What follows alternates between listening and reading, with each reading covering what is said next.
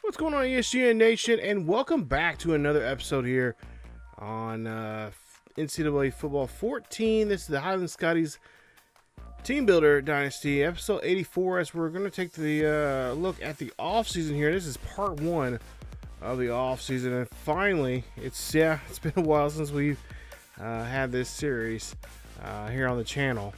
As we're going to get back in full swing here very, very soon. I just had to take some time away from playing this game. I play this game quite often with some friends online. If you don't know, I have a second series on my second channel, which is a online dynasty that I'm playing as the Stanford Cardinals, and definitely check it out. There's a link down below in the description. Check out the series. That series now finally officially wrapped up, and so now I can start focusing on playing this, getting back in this series here a little bit more often, like I used to.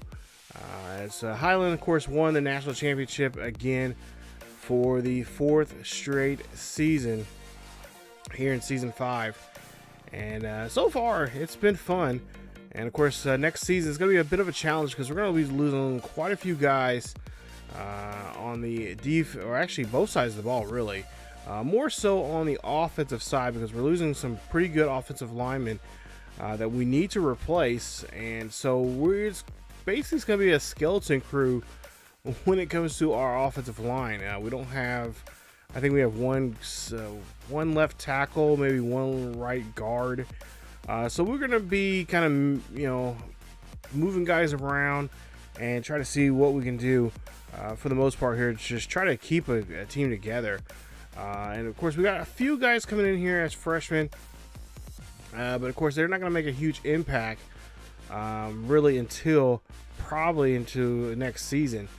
So this off season, we're going to be really kind of focusing on trying to get some guys that we can try to recruit when it comes to offensive line, guards, tackles, and I think a center there. I think I'm looking at. But Highland went undefeated, 14-0 overall, 9-0 in the Big 12 Conference. Of course, won the Big 12 Championship, and of course took over the Big 12 North. As you see there, BYU, Kansas, Iowa State there ran out the bottom half of the conference here on the north end there. And it was a good year for us. Of course, Texas and Oklahoma there, the top two teams there, of course, battling out for that top spot. Texas took it over. As Texas had one fewer loss in the conference game, the conference record there. Of course, if you don't remember, we are doing some kind of regulating game or teams here. We're going to kind of kick some teams out, Baylor being one of them, and I believe Iowa State for the Big 12. Meaning we'll have some new teams coming in here next season. For pretty much all conferences. I will leave a down below. There's a link. There's a description of who is leaving, who's coming back, or who's leaving, who's coming in for next season. But if you guys don't know, if you're new to the series, that's what we're doing now for probably 2 more seasons that we're going to be doing this, and then based off of just prestige and stuff like that, then we're going to start figuring out what we're going to do here for the conference, because the Power Fives are going to start being 16 teams, leaving a lot of these smaller conferences like Conference USA, hoping that a lot of these other the better teams in those conferences don't up and leave. So they'll be kind of slimmed down to maybe just instead of a 2-division conference, they'll be just a single division conference. And of course, the winner, best record wins the championship there. So that's how we're going to try to do that. And of course, we will move Texas and Oklahoma over to the SEC coming up here in that time, meaning we will bring in some new teams for the Big 12, and we'll do some adjustments there. I'm trying to think of geography-wise where we can move a lot of these teams to.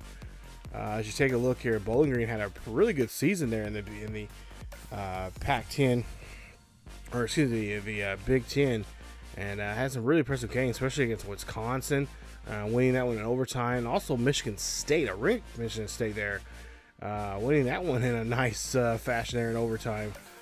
So not a bad year for them. So they look like they're you know, being successful and keep moving up. Of course, they did have that tough loss there against Iowa starting off the season. So, but from there on, they pretty much had a really good season. They had a back-to-back losses against Penn State and Ohio State, who were of course ranked. Both of them were ranked at the beginning of the season, and then you see their number 17 Penn State, and of course Ohio State number 2 now. But yeah, this was a really good year for a lot of these teams that are coming in here. Of course, for the second year now in a row, Kentucky is still in the Sun Belt as they're trying to make their way back in. I believe Purdue came up short of coming back, leaving the MAC and going back to the Big Ten. But like I said, ended up coming up short there and trying to get back and try to get back in the conference they are. So, but like I said, coming up in the near future, we will have some more. Try to make it as realistic as we can when it comes to conferences and geographically where they would be at, and just try to make it a little more fun and a little more exciting. Some of my buddies actually play NCAA now, and they're kind of using that same kind of logic here when it comes to moving guys, especially a lot of these MAC schools. I can see them being in the Pac or in the Big Ten there, maybe even in the Big 12. You got you know, Marshall and a couple of schools like that. So we're just trying to figure out, or at least I'm trying to figure out what schools would work and what's conferences, and just try to get that media exposure there that some of those smaller schools need, and just try to put them in the right spot there. I am looking at prestige overall. I'm thinking if you have maybe a 4-star school, then whatever conference you're, whatever geographically wise you're near, that's where you'll probably end up going there. So, and of course, over time you would think over time, they would get better and perform better and get kids going to their school, especially with them being in a Power 5. In the next video, we'll talk more about that and whatnot. But just want to show you guys. Remember, these a lot of these Power 5s have 2 divisions in there, and so the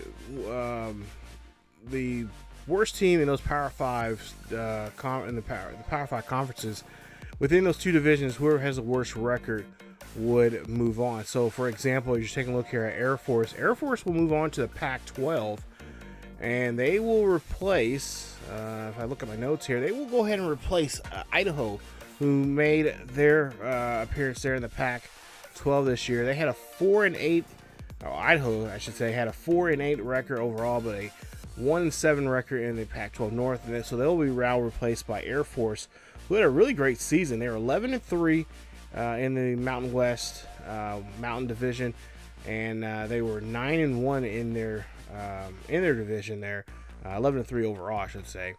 And then on the opposite side there, Fresno State had a really good year, winning the Mountain West Division, 8-6 with a 6-4 record in that division, and they will replace the University of California, Los Angeles, that being UCLA, as UCLA did not have a good year, so they'll be demoted now down to the Mountain West Division, as they were 5-7 and 3-5 in the Pac-12 South. So they're going to be punished, and that's how we're going to do it now for at least 2 more seasons, maybe 3 seasons. I think I said 5 seasons, but we may end up in this sooner than anything. So we are going to try to move schools around, and like I said, SEC, of course, the worst team overall.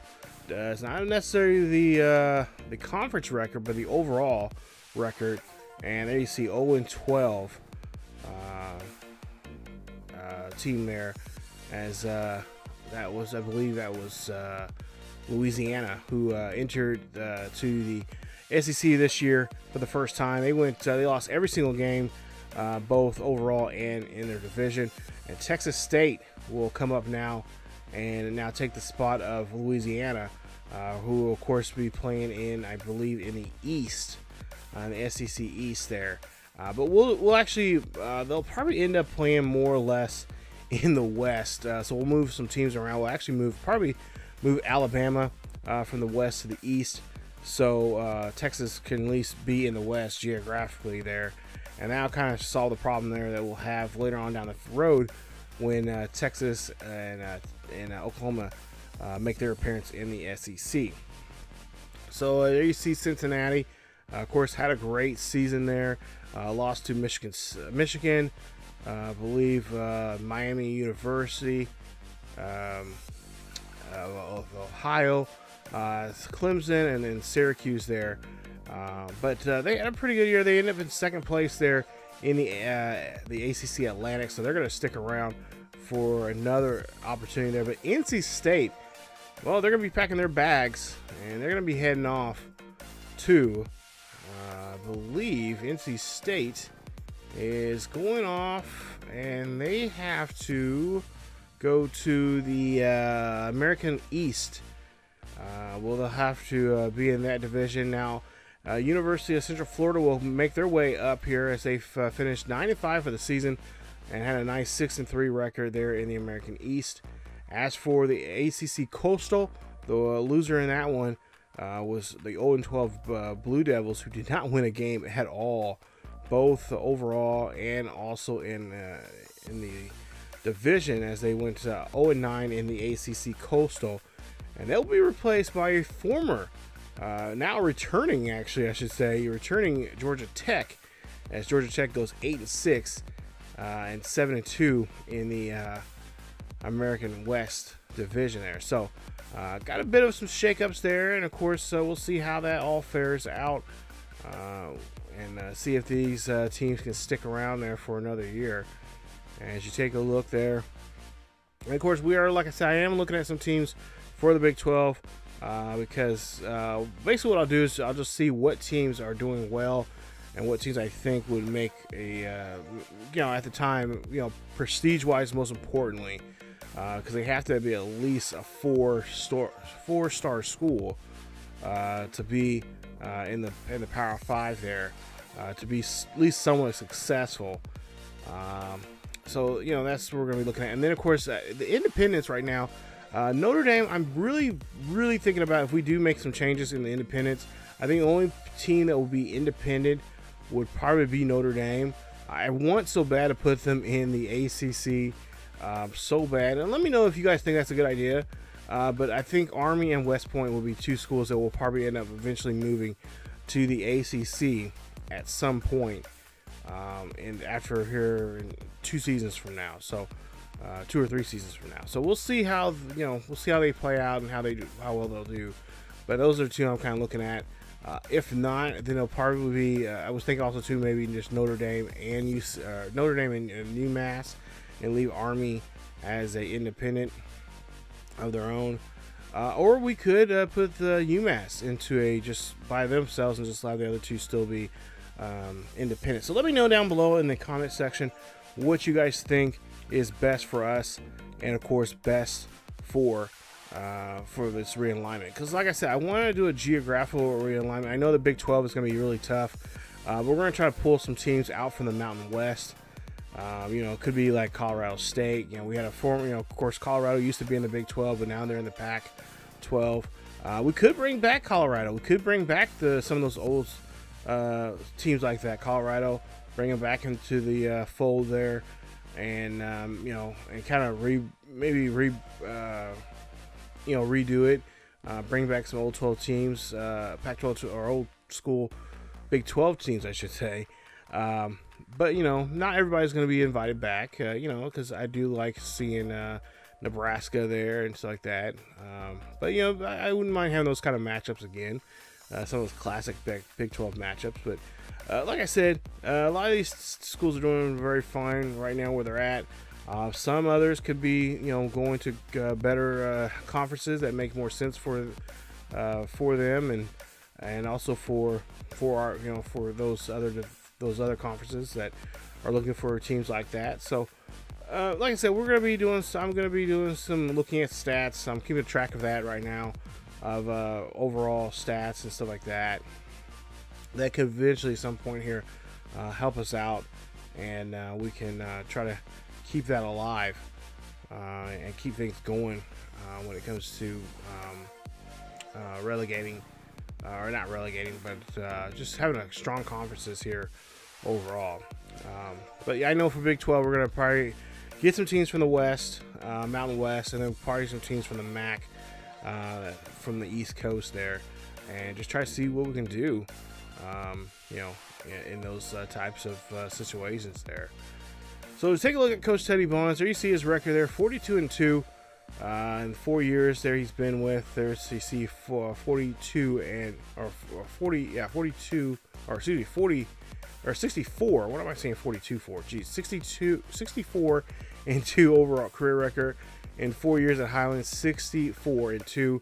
Of course, he is safe in security. There you see his rivals there, 1-0, and of course in the top 25, he's 18-1. That one coming from Alabama back in year 1, where you know, again, wasn't really expecting us to be at the national championship so soon, but it kept us modest. It was a good game, but that got us even hungry now. And of course, now we've won 4 national championships in a row. Now, will this series continue going on? I don't know. I would like to play at least a couple more seasons here and see what we do. At some point, I really, the only way this series, I want to play the series as long as I can, but if the series starts getting really interesting where Coach Teddy Bonds retires and I can create a new coach, I definitely would do that, because I have some ideas of how I can handicap myself when it comes to like the coaches tree and stuff, all that, you know, that kind of stuff there. But I don't know. We'll see how long this series goes, because I've been having fun with it. And of course, I've been kind of lazy about, well, I should say lazy, but just been kind of not on my radar as of late. But we are going to get to season 6 here pretty quickly.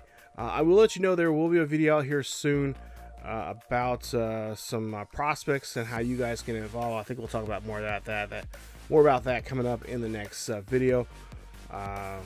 But definitely I want some prospects from you guys, and of course if you guys are familiar with that, you guys know what to do, and of course if you don't, well, you're about to find out there in that next video. But we are looking for prospects. We're the first come first serve, the first 20 prospects that are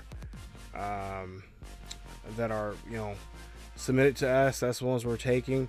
Like I said, we want good you know, good backstory from these guys, so we can tell a story and have that intertwined to what's going on with the team as a whole, not just with the individual, but also as a team, so we can tie that in what's going on with the season. So take a look here at some of the field positions here in NCAA right now, and a couple of people have gotten fired. A lot of the Baylor, pretty much all the Baylor coaches have got fired. Of course, now Baylor going into the Conference USA after not having a really disaster year in football. So they'll have to try to bounce themselves back and try to get back into get their ship sailing in the right direction, as it's just been a brutal year for them. But you see some names there. I believe Coach, one of our former DC, is now a DC now again with another club, and I'm not for sure if I caught that in this video here.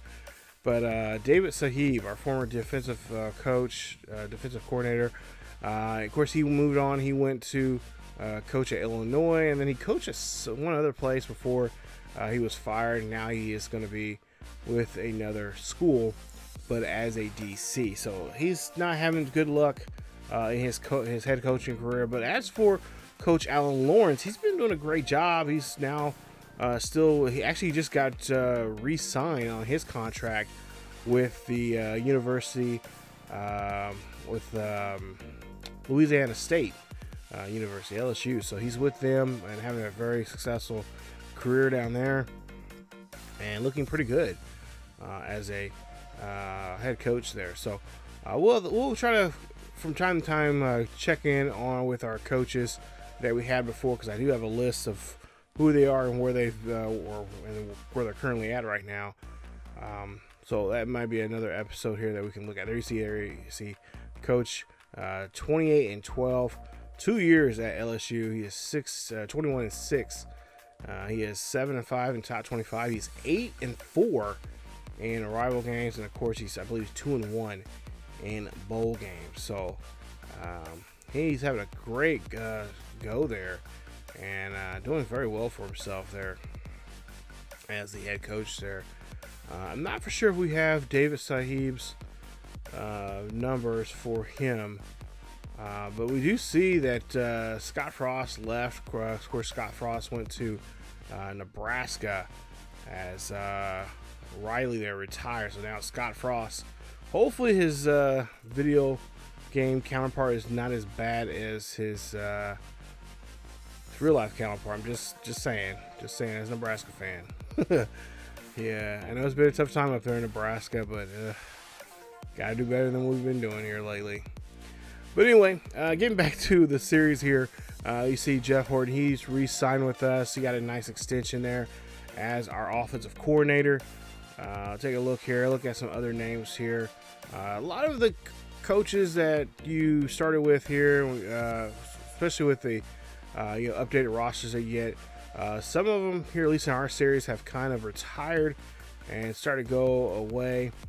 But then again, you have some guys that are still sticking around, guys like Nick Saban and many other iconic head coaches in NCAA are still lingering around here and still, trying to earn that paycheck and trying to get to the natty, just like all of us are trying to do here in this game. But there you see a great, some pretty big changes. A lot of guys got some extensions. Of course, we did see several firings there from a lot of different schools there. It's just had a really tough year. So now, of course, a lot of these new coaches got to make up some ground here and get these new coordinators in and redo, basically rebuild for the program from the ground up, and we'll see what kind of changes are being made when it comes to the coordinators here. But there you see now, there you see, so he is now with he's a DC at Virginia Tech. So nice job there, not too bad of a job there. So he is, there as a Virginia Tech defensive coordinator, and there you see there with what he's done so far here as a head coach here in this series. And I don't understand why that shows up after his stuff before 2013, because one, we did not lose 3 games. So I don't know. I don't know if they just auto generate those stats there for him, but nonetheless, here we'll take a look here, and these are some of the players that are leaving us. Jasper Reed is deciding he wants to go pro, and honestly, I don't think we can do that. I don't think we can let him do that because the kid he broke the NCAA record with touchdowns, and of course he broke the school record for that. So we're gonna go ahead and say, hey, no, we want you to stay here, and we're gonna try to get you the Heisman. If he did not throw as many interceptions as he did, which was like 20, he had 57 touchdowns for the season, but had 20 interceptions. If he would have had that cut down in half in the interception department, he would be a shoo-in. He would be one of the top 2 guys in the NCAA this past season, and he could have been running for the Heisman there. So we'll try to see if we can try to do that there. That is one of our goals for this coming season. I want to try to have some pretty, crazy goals to kind of motivate me to play better, and of course try to get our guys, just have something to try to go for. And of course, this season, with all the guys that are leaving here, you see Sanders, Alexander, Weaver, and Yanni there going for the NFL draft. Stone, I'm kind of upset with them not considering Stone. Stone should be a guy who really should be in the, not necessarily maybe in the draft, but I mean he could, I guess, in the Madden 25 game. which is the counterpart to this. He could honestly be a undrafted free agent there, because that guy, he's a true senior, played the last 2 seasons there and really made up some really good numbers for us, and it was pretty clutch there in a lot of third down situations. It really helped us out in a lot of games. So I kind of wish we would have used him sooner and had him involved in a lot more. But with just a log jam of receivers that we currently have right now, that's just something and we're still kind of having that problem right now with the log jam when it comes to that. And we're going to talk about more about that and some changes that we're going to make in that particular position to help us out on the defensive side of the ball, where we need help in our secondary with our safeties and our corners. But like I said, that'll be in part 2 of this off-season video. But there you see Stone. He is going to graduate, and Starks, the right end, another guy who should be a drafted player, but with Madden, we poured him over there. And one of these days, I'm going to have to maybe show a video of that, see where they actually got drafted to, just to see how these guys will go. Now, of course, a lot of these guys, for the most part here for Highland, for our Highland Scotties, we'll move on to to our Madden series, Madden 22 series, and of course, I've already created them in a draft class, and we can see them at some point here soon. So I've already got the first draft class already set up. That will be guys like Flanagan and several others for that first year. Grady Little, who else? There's several others that graduated after that first season there. Or actually, it would have been 2 seasons ago in this universe here. So, yeah, it was really cool putting that together. And like I said, we'll have that video out at some point here in the near future. I don't know when, but whenever I can get finished with this the first season of the NCAA or the Madden 22 series here on the channel, we'll definitely have that draft class, and it will be available to download on the PS4 for you guys here, and I will make that announcement. But that is it for at least part 1 of this off-season video, as we will take a look at the players. We'll see the draft results, see what they say that could be. Like I said, every time I get to this point in the game, I always make sure I save those draft classes. So if I ever want to go back and play Madden 25, which I have a really nice copy that I found not too long, probably about 6 or 7 months ago, we can always go back to that game and see what they would be like in that game instead of today's current Madden game that I'm going to put them on, or I have them on right now. So we'll see how the second part of this offseason. Of course, we'll see the conference realignment. We'll see some changes when it comes to defense on the offense and defensive side of the ball there, and also we'll see our freshmen as we have quite a few athletes coming up here, and we'll see where they're at in position changes and stuff like that coming up here in this next episode of the offseason. So offseason part 2, it'll be episode 85. We'll see what's going on in that one, as there's going to be quite a big change coming up in this series, as we have to really focus in on the offensive line coming up in this next players that we're trying to bring in. Of course, we'll also talk about how you guys can get involved for new people here on the channel. We do have some new subscribers here, so thank you guys so much for subbing. But there's a way here on the channel where you guys can sub, or the subscribers can be a part of this series. It's for free. All you have to do is just fill out some information on the Discord, and that link is down below. But I'll talk more about that coming up in the next episode. So that's it for this episode of the Highland Scotties Team Builder series. If you guys did enjoy today's episode, please leave a like. Don't forget to subscribe to the channel here for more Highland Scotties Team Builder Dynasty here on ESGNet. As always, take care of yourself and keep each other safe and sound, and I will see you all next time.